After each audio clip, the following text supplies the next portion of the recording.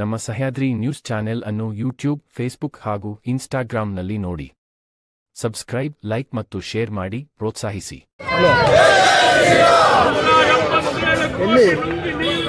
ಕಾಂಗ್ರೆಸ್ ಸರ್ಕಾರಕ್ಕೆ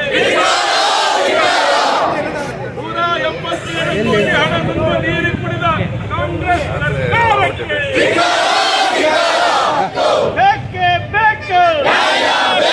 ಭಾರತ್ ಮಾತಾ ಕಿ, ಭಾರತ್ ಮಾತಾ ಕಿ.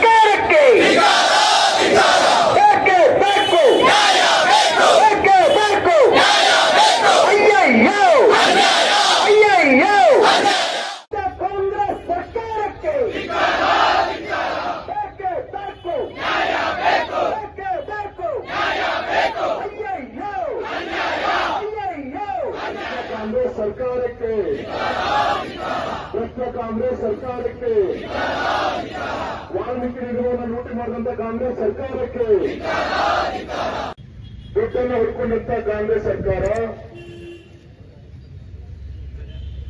ನಮ್ಮ ಕ್ಷೇತ್ರದ ಒಬ್ಬ ದಕ್ಷ ಅಧಿಕಾರಿ ಚಂದ್ರಶೇಖರ್ನ ಬಲಿ ತೆಗೆದುಕೊಂಡಂತ ಈ ಕಾಂಗ್ರೆಸ್ ಸರ್ಕಾರದ ವಿರುದ್ಧ ಪ್ರತಿಭಟನೆಯನ್ನ ಮಾಡಬೇಕು ಅಂತೇಳಿ ಪಕ್ಷದಿಂದ ವಿನಂತಿಯನ್ನು ಮಾಡಿಕೊಂಡಾಗ ಈ ದೊಡ್ಡ ಸಂಖ್ಯೆಯಲ್ಲಿ ನಮ್ಮ ಜಿಲ್ಲೆಯ ತಾಲೂಕಿನಿಂದ ಕೇಂದ್ರಗಳಿಂದ ಆಗಮಿಸಿದಂತ ಪಕ್ಷದ ಕಾರ್ಯಕರ್ತರು ಅತ್ಯಂತ ಒಂದು ನೋವಿನ ಒಂದು ಸಂದರ್ಭ. ಒಂದ್ ಕಡೆ ಸರಿಯಾದ ರೀತಿಯಲ್ಲಿ ಮಳೆ ಆಗ್ತಾ ಇಲ್ಲ, ರೈತರು ಆತಂಕದಲ್ಲಿರುವಂತ ಒಂದು ಸಂದರ್ಭ. ಹೋದ ವರ್ಷನೂ ಕೂಡ ಬರಗಾಲ, ಈ ವರ್ಷನೂ ಕೂಡ ಬರಗಾಲ.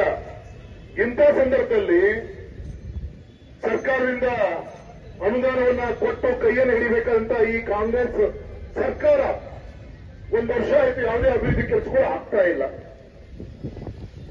ಸನ್ಮಾನಿಸಿದ ಚಂದ್ರಶೇಖರ್ ಮಾತಾಡ್ಬೇಕಾದ ಒಂದು ಮಾತನ್ನ ಹೇಳಿದ್ರು, ಯಾವುದೇ ನಿಗಮಕ್ಕೆ ₹1 ಕೂಡ ಹಣವನ್ನ ಕೊಟ್ಟಿಲ್ಲ. ಆದ್ರೆ ವಾಲ್ಮೀಕಿ ನಿಗಮದ ಬಗ್ಗೆ ಎಷ್ಟು ಪ್ರೀತಿ ನೋಡ್ರಿ, 185 ಕೋಟಿ ಹಣವನ್ನ ಚುನಾವಣೆ ಸಂದರ್ಭದಲ್ಲಿ ಬಿಡುಗಡೆ ಮಾಡ್ತಾರೆ. ಬಲಗಾರ ಅವರು ಹೇಳಿದಾಗೆ ಬೇರೆ ಬೇರೆ 8 ಖಾತೆಗಳ ಮುಖಾಂತರ ತೆಲಂಗಾಣ ಚುನಾವಣೆಗೆ ಹೋಗುತ್ತೆ ಅಂದ್ರೆ ಇನ್ನೂ ಕೂಡ ತನಿಖೆ ಮಾಡ್ತಾ ಇದ್ದಾರೆ. ಅಂಗೈಲಿ ಇರುವಂತ ಹುಲ್ಲಿಗೆ ಕರಡಿ ಬೇಕಂತ ಒಂದು ಗಾದೆ ಇದೆ. ಇಷ್ಟು ಸ್ಪಷ್ಟವಾಗಿ ಕಾಣ್ತಾ ಇದೆ. ಸಮಾಜ ಕಲ್ಯಾಣ ಸಚಿವರಂತ ನಾಗೇಂದ್ರ ಅವರು ಮುಂಬೈಗೆ ಕರೆದು ನಮ್ಮನ್ನು ಧಮಕಿ ಹಾಕಿದಂತ ಕೂಡ ಈ ಪತ್ರಿಕೆಯಲ್ಲಿ ಬಂದಿದೆ. ಸಾಕಷ್ಟು ಸಾಕ್ಷ್ಯಾಧಾರಗಳಿದೆ. ಆದ್ರೂ ಕೂಡ ಅವರನ್ನ ಕಾನೂನ ಒಂದು ಚೌಕಟ್ಟಿಂದ ತಪ್ಪಿಸಕ್ಕೋಸ್ಕರನೋ ಅಥವಾ ಈ ಭ್ರಷ್ಟಾಚಾರವನ್ನ ಮುಚ್ಚಕ್ಕೋಸ್ಕರ ಷಡ್ಯಂತ್ರವನ್ನು ಮಾಡಿ ಏನೂ ಆಗದ ರೀತಿಯಲ್ಲಿ ಸರ್ಕಾರವನ್ನು ನಡೆಸುವಂತ ಪ್ರಯತ್ನವನ್ನ ಮಾಡ್ತಾ ಇದ್ದಾರೆ. ಯಾವುದೇ ನಿಗಮಕ್ಕೆ ಹಣವನ್ನು ಬಿಡುಗಡೆ ಮಾಡಲಿಲ್ಲ. ಚುನಾವಣೆ ಸಂದರ್ಭದಲ್ಲಿ ವಾಲ್ಮೀಕಿ ನಿಗಮಕ್ಕೆ ಮಾತ್ರ ಬಿಡುಗಡೆಯನ್ನ ಮಾಡಿ ಅದನ್ನು ಖರ್ಚು ಮಾಡುವಂತ ತೋರಿಸುವಂತ ಪ್ರಯತ್ನ ಮಾಡ್ತಾರೆ. ಹಾಗೆ ಮುಚ್ಚಕ್ಕೂ ಕೂಡ ಹೊರಟಿದ್ರು. ಏನೋ ಪಾಪ ಒಬ್ಬ ಸ್ವಾಭಿಮಾನಿ ಅಧಿಕಾರಿ ನಮ್ಮ ಚಂದ್ರಶೇಖರ್ ಮರಣ ಹೊಂದಂತ ಪ್ರತಿಫಲದಿಂದ ಈ ಪ್ರಪಂಚಕ್ಕೆ ವಿಚಾರವನ್ನ ಗೊತ್ತಾಗಿದೆ.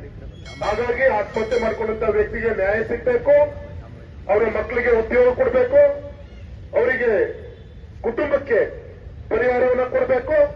ಆದಷ್ಟು ಬೇಗ ಈ ಒಂದು ಹಗರಣದಲ್ಲಿ ಭಾಗಿಯಾದಂತ ಕೇವಲ ಒಬ್ಬ ವ್ಯಕ್ತಿ ಇಲ್ಲ, ಒಬ್ಬ ಅಧಿಕಾರಿ ಇಲ್ಲ, ಇದರಲ್ಲಿ ನೂರಾರು ಕೈಗಳು ಇದರಲ್ಲಿ ಕೈ ತೋರಿಸಿದೆ.